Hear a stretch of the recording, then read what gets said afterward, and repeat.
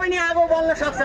तपाईँ हामी कसैले पनि म आगो र बिजुलीको जोखिमभन्दा बाहिर छु, म खेलाडी, म चालक, म चाहिँ डक्टर भनेर कहिले पनि नसम्झिदिनु होला। किनभने everyone needs heat and fire because life is survive in this elements।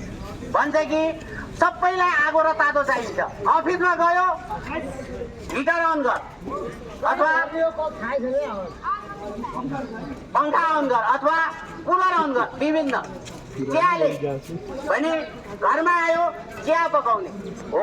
यो कुरालाई आगो कहाँ बल्छ भन्ने कुरा जम्मैलाई थाहा छ, तर कसरी बल्छ आगो यसलाई नियन्त्रणपूर्वक बाल्यो भने सबै कुरा हुन्छ। अहिले म देखाउँछु, तर यसलाई अनियन्त्रितपूर्वक बाल्यो भने के हुन्छ?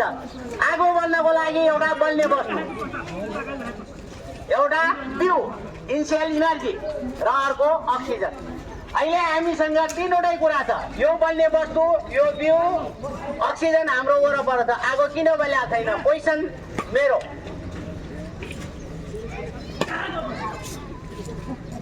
यसमा चाहिँ अब चेन अफ रिएक्सन भन्छौँ। हामीले यो बिउलाई ल्याएर के त यसमा लगाएन भने आगो बल्दैन। अब हेरौँ बिउलाई निकालौँ। आगो बल्नुभन्दा अगाडि धुवा आउँछ अथवा बाफ हुन्छ भन्छ। हेर्नुहोस्,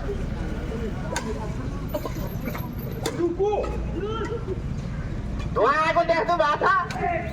कति चाहिँ स्लो बर्निङ भन्छ, बिस्तारै बल्छ हो, कति छिटो बल्ने हुन्छ। ल अब तपाईँहरूलाई मैले अघि यो सेतो कागज, अब यो कागजमा ल ठुलो बाबु यो सेतो कागज हो कि आगो हो?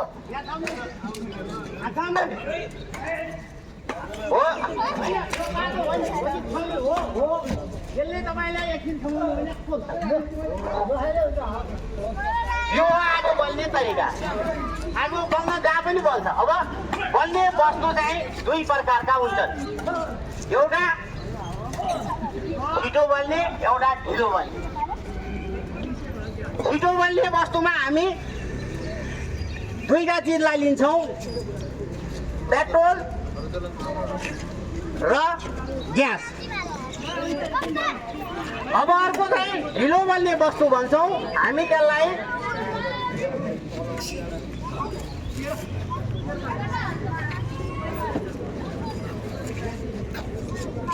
यो। अब अघि मैले कागजमा सट्टा आगो लगाएको थिएँ हो, अब यसमा लाउँ। अघि त्यही हो प्रोसेस त। ल हेर्नुहोस्, लगाइरहेको छु।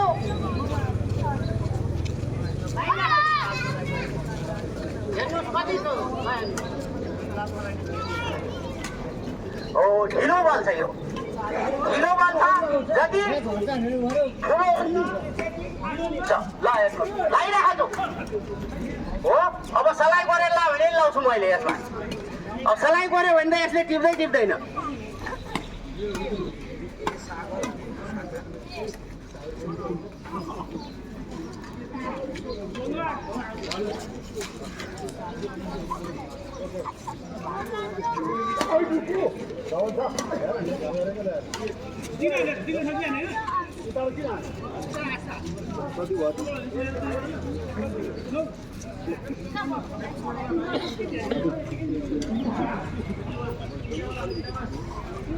यो हामीले बुझ्नु पर्ने।